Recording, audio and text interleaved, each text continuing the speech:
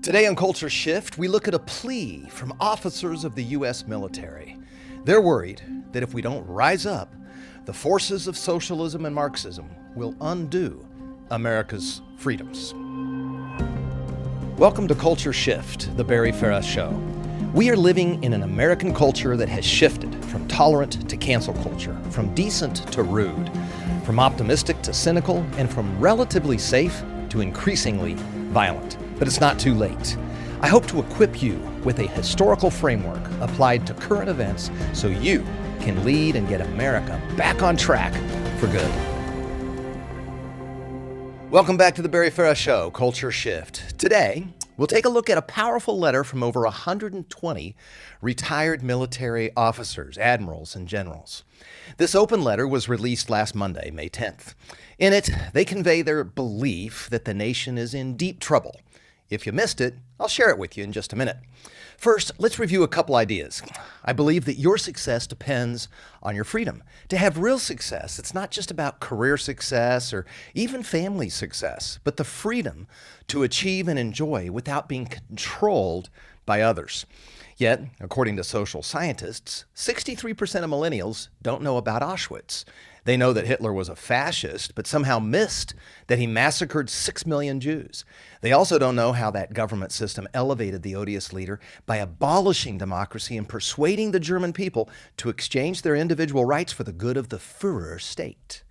It originated in the National Socialist German Workers' Party. It had a disdain for freedom rights, and it used social Darwinism and anti-Semitism to emerge during a national emergency.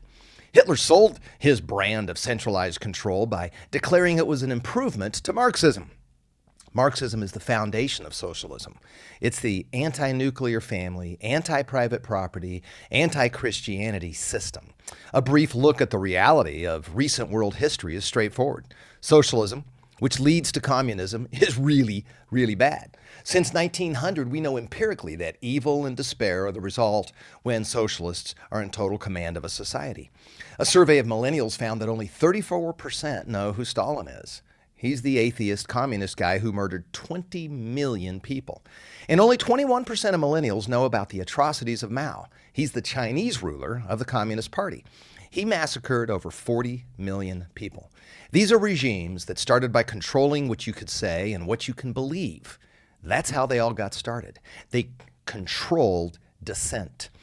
If you add up the death toll from the European, Chinese, Cuban, North Korean, Vietnamese, and Cambodian communist regimes since 1900, the Wall Street Journal estimates that over 100 million people were subject to mass killings. Now, those are killings where they were executed through forced labor or starvation or some harsh imprisonment. But social scientists inform us that millennials and many Gen Zers believe that socialism is just a gentle concept. It's just a redistribution of wealth. Redistribution is not gentle. It requires force. And the primary use of force is into a system of thought. The idea of socialism is to take from those who have more and give it to those who have less. It's marketed as correcting the injustice of the capitalistic model. To succeed, these tyrannical leaders destroyed private property rights. That means they forcibly took from those who had more. And to pull this off, they had to beat down family values and eradicate any Christian notion of thrift, virtue, honor, worship, professional growth, or personal liberty. They accomplished this with re-education camps where they forced compliance of certain behavior designed to make it noble to give up your freedom rights and selfish to hold on to them. If you wouldn't break, if you still believed in freedom and individual liberty, well, you were killed, usually by torture. If you secretly kept back grain to feed your family, you got killed, usually beaten to death. If you tried to escape the misery, you got killed, usually brutally in front of your family. There are gruesome pictures and videos of these atrocities of mass killings, but these historical facts are missing from school textbooks. These regimes were started with socialistic political thought. Public school students have not been exposed to an honest appraisal. The bad guys I mentioned are pretty much all dead now, so it might be hard to envision. Let's take a look at a current socialist regime in Venezuela. Venezuela is a nation rich in natural resources with abundant oil, natural gas, iron, ore, gold, bauxite, and diamonds. They are able to produce an overflow of coffee, sugarcane, rice, corn, bananas, coconuts, and mangoes. Yet, the people are poor. The per-person income has plummeted. The grocery stores are empty. People are starving. Why? Well, under the ideas of socialism, Venezuelan leader Hugo Chavez arbitrarily declared businesses the property of the state. For example, in 2007, Chavez stood up on a platform in the public square and he pointed to a building and declared, "Let it be nationalized." He pointed to another, "Let it be nationalized." He pointed to CANTV, which was the largest telecom company, and he declared, "That's no longer a private company, it is now nationalized." Just like that, he declared the state the majority shareholder. He simply stole private property from the people that owned it. He proceeded to take over everything he could and forcibly make it the property of the state. This is what redistribution of wealth really looks like. That's a story you can tell your leftist peers over beers. Maduro, his successor, has extended the misery. Venezuela has been declared a deep humanitarian crisis. He crushes the opposition by jailing or exiling critics and using lethal force against any protesters. While you were developing into a young man or young woman, Venezuela's government was plundering private property and replacing all economic freedom principles with socialism. If you speak your mind against the government, even on social media, that's deemed an act of terrorism. You'll lose your job, go to jail, or worse. Though 4 million fled the country, the citizens who couldn't afford to flee are stuck, and they've lost their remaining freedom rights. There's widespread disease. Starvation is rampant in a land of abundance, all because of the impact of collective guilt and the dismantling of Judeo-Christian values. The data against socialism is empirical, it's indisputable, and it's right before our eyes. Not only is socialism evil, envy-driven, violent, and bad for your health, socialism's bad for your mind, will, and emotions. It's bad for your soul. Remember King David from the Old Testament? He rose up with courage against Goliath, against all the odds. And today, our retired military leaders are appealing to us to have similar courage. These military leaders are speaking from a position of experiential authority. Let's look at their letter. I've got it right here, and I'm actually going to read it to you. Our nation's in deep peril. We're in a fight for our survival as a constitutional republic, like no other time since our founding in 1776.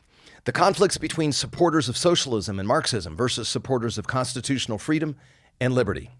Again, this is the letter from 120 of these retired generals and admirals.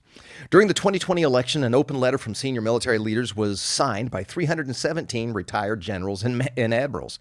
And it said that the 2020 election could be the most important election since our country was founded. With the Democratic Party welcoming socialists and Marxists, our historic way of life is at stake. Unfortunately, that statement's truth was quickly revealed beginning with the election process itself. Without fair and honest elections, what accurately reflect the will of the people, our constitutional republic is lost. Election integrity demands ensuring that there's one legal vote cast and counted per citizen. Legal votes are identified by state legislatures, approved controls using government IDs, verified signatures, etc. Today, many are calling such common sense controls racist in an attempt to avoid having fair and honest elections. Using racial terms to suppress proof of eligibility is itself a tyrannical intimidation tactic. Additionally, the rule of law must be enforced in our election processes to ensure integrity. The FBI and Supreme Court must act swiftly when election irregularities are surfaced and not ignore them, as was the case in 2020. Finally, H.R. 1 and S1, if passed, would destroy election integrity and fairness and allow Democrats to remain in power, violating our Constitution and ending our representative republic. Aside from the election, the current administration has launched a full-blown assault on our constitutional rights in a dictatorial manner, bypassing Congress with more than 50 executive orders that were quickly signed, many reversing the previous administration's effective policies and regulations. Moreover, population control actions such as excessive lockdowns, school and business closures, and most alarming, censorship of written and verbal expression are all direct assaults on our fundamental rights.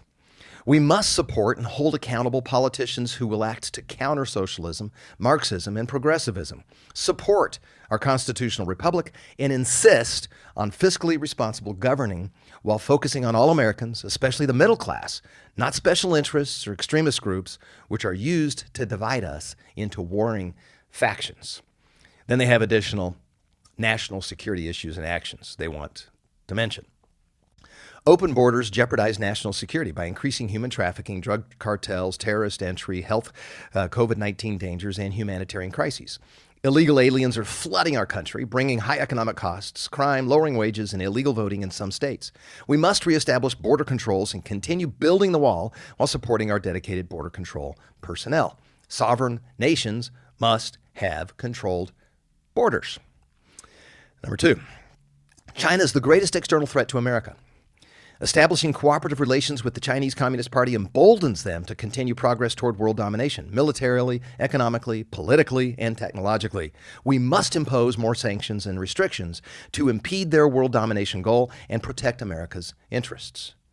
Number 3, the free flow of information is critical to the security of our republic, as illustrated by freedom of speech and the press being in the First Amendment of our Constitution.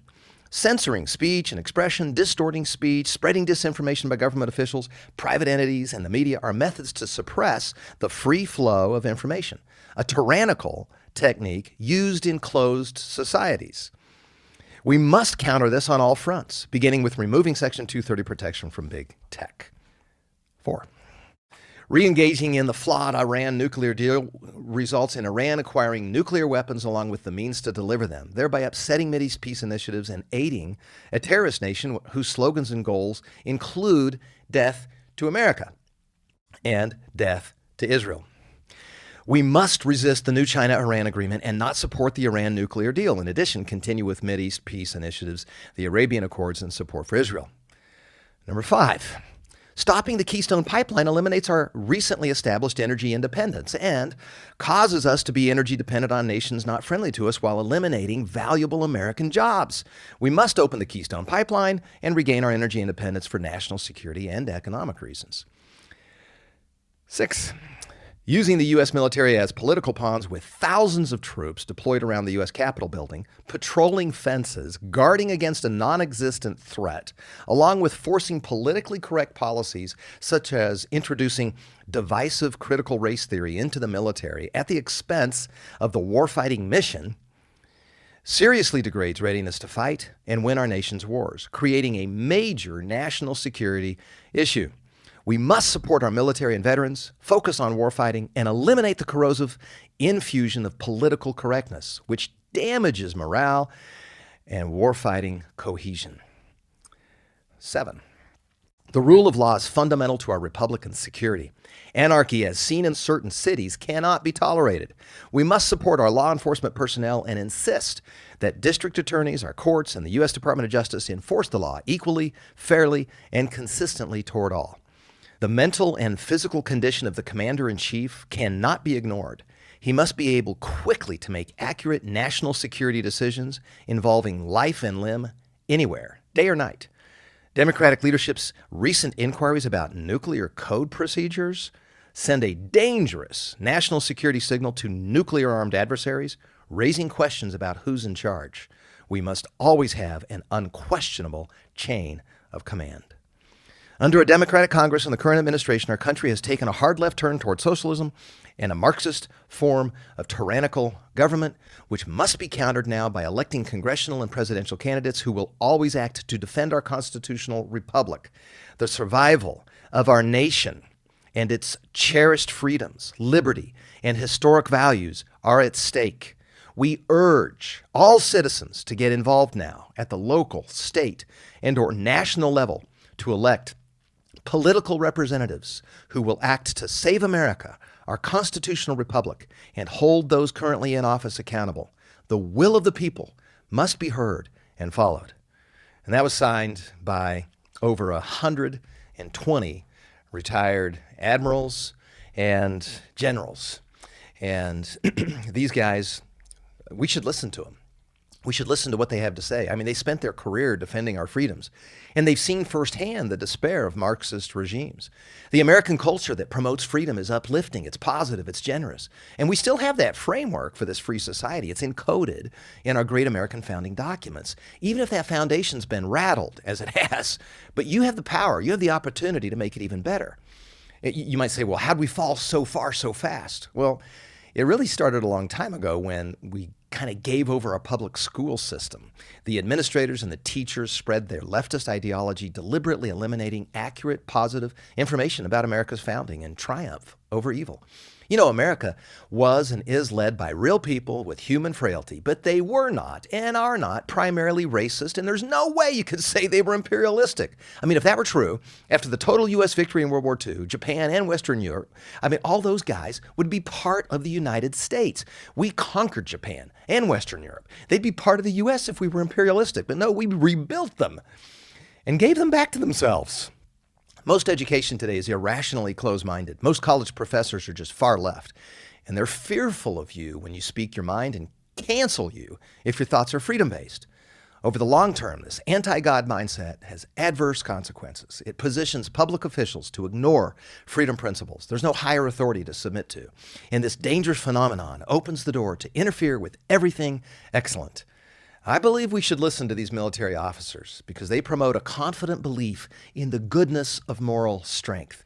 They're recommending you get involved at every level, that you don't hide and hope it just goes away. Going back to King David, he rose up against Goliath and he said, "Who are these unbelieving enemies defying the armies of the living God?" They make a compelling point to rise up like David. I'm hoping you will. God bless you. Hi, I'm David Farah. Thank you for listening to my dad's podcast, The Barry Farah Show, Culture Shift. Click subscribe now to be sure you don't miss an episode. Share this podcast with your friends on social media and give The Barry Farah Show your 5-star rating. Check out today's show notes below this episode and at thebarryfarahshow.com. This podcast is also available in video format at The Barry Farah Show on YouTube. See you next time.